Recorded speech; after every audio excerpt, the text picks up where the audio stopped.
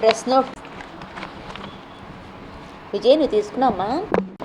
ఓ, type చేసావా? నేను కూడా సార్ టైప్ కాకపోతే ఇంకా నాకు నాకు రా ఇంకా రాయడం.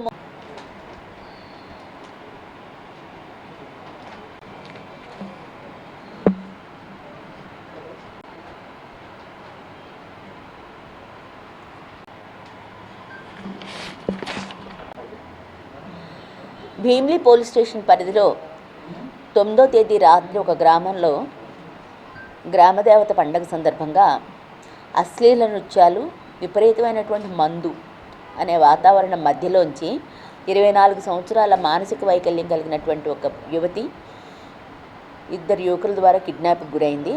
ఆ సంఖ్య ఇంకా ఉండొచ్చు అనేది కూడా ఒకటి వినిపిస్తుంది బాధిత వర్గాల నుంచి. వెంటనే తల్లిదండ్రులు 5 నిమిషాల్లోనే మేల్కొని చుట్టూ వెతుక్కొని దొరకకపోతే పోలీసులకు ఇన్ఫామ్ చేశారు. 3 అవర్స్ తర్వాత పోలీసులు ఆమెని లొకేట్ చేశారు. పోలీసులు, బంధువులు అందరూ కలిసి వెతికారు. 12-5 నిమిషాలకి ఆమె సంఘటనా స్థలంలో దొరికింది. సుఖీభవ లేఅవుట్ అనే చోట, గ్రామానికి దగ్గరలోనే దొరికిన తర్వాత సంఘటనా స్థలంలోనే 2 యువకులు దొరికారు అనేది తెలుస్తుంది. ఆ అమ్మాయి మానసిక వైకల్యం ఉన్న అమ్మాయి అయినా కూడా తన మీద అత్యాచారం జరిగినట్లుగా పోలీసులకు తెలియజేసింది. దాంతో పోలీసులు వెంటనే ఆమెను పోలీస్ స్టేషన్కి తరలించి అత్యాచార నిరోధక చట్టం కింద కేసు నమోదు చేశారు. కేసు రిజిస్టర్ చేశారు కానీ మర్నాడు మధ్యాహ్నం వరకు ఆ అమ్మాయిని మెడికల్కి పంపించలేదు. రాజకీయ పైరవీలని ఫెసిలిటేట్ చేయడం కోసం స్టేషన్ వర్గాలు ఈ చర్యకు పాల్పడ్డారా?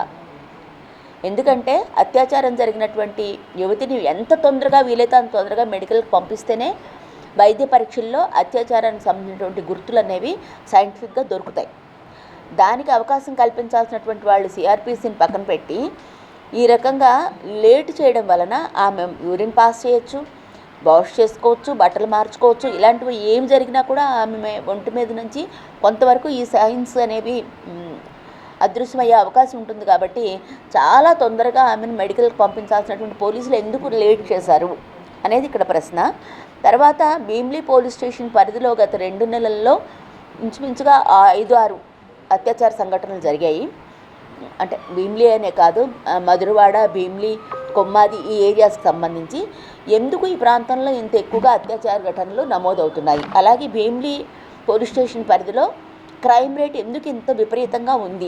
గంజాయి కానీ, రౌడీ షీటర్స్ యొక్క కదలికలు కానీ, వాళ్ళు చేస్తున్నటువంటి హల్చల్ కానీ, లేకపోతే దొమ్మిలు కానీ, ఇలాంటి రౌడీ మూకల విజృంభణ కానీ ఇంత విపరీతంగా ఎందుకు జరుగుతుంది? ఆ స్టేషన్ మీద ఎన్నో కంప్లైంట్స్ ఉన్నాయి.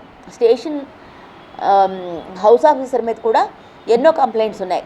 వెంటనే కమిషనర్ గారు ఈ విషయం మీద దృష్టి సారించాలని మేము అంటున్నాం. ఎందుకంటే నేరాన్ని నిరోధించడానికి అవకాశం ఉన్న పరిస్థితుల్లో కూడా నేరం జరిగింది. ఒక గ్రామంలో గ్రామదేవత పండుగ జరుగుతున్నప్పుడు అక్కడ అశ్లీల నృత్యాలకి పోలీసులు పర్మిషన్ ఇచ్చారా? అలాగే ఒక గ్రామదేవత పండుగ జరుగుతున్నప్పుడు అక్కడ పోలీసు వాహనంతో పోలీసుల బీట్ ఉన్నదా?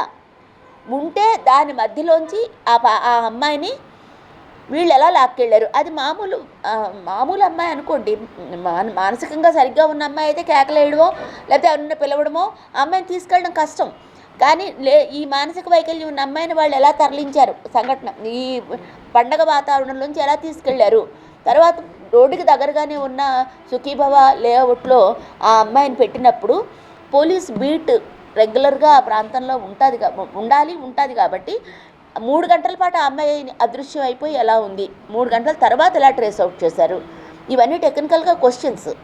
అంటే ఈ నేరాన్ని నిరోధించవచ్చు, ప్రివెంట్ చేసి ఉండాల్సింది పోలీసులు. కానీ ప్రివెంట్ చేయదగినటువంటి ఒక నేరాన్ని ప్రివెంట్ చేయకపోవడం వల్ల జరిగింది. కాబట్టి దీనికి బాధ్యత భీమిలి పోలీస్ స్టేషన్ వహించాలనేది మేము అనుకుంటూ, దీని మీద పోలీస్ కమిషనర్ గారు దృష్టి సారించి పరిశీలించి అక్కడ స్టేషన్ సిబ్బంది ఏం చేస్తున్నారనే దాన్ని కొంచెం కనిపెట్టి ప్రజల్ని ఆ స్టేషన్ బారి నుంచి రక్షించాల్సిన అవసరం ఉందనేది మేము ఫీల్ అవుతున్నాము.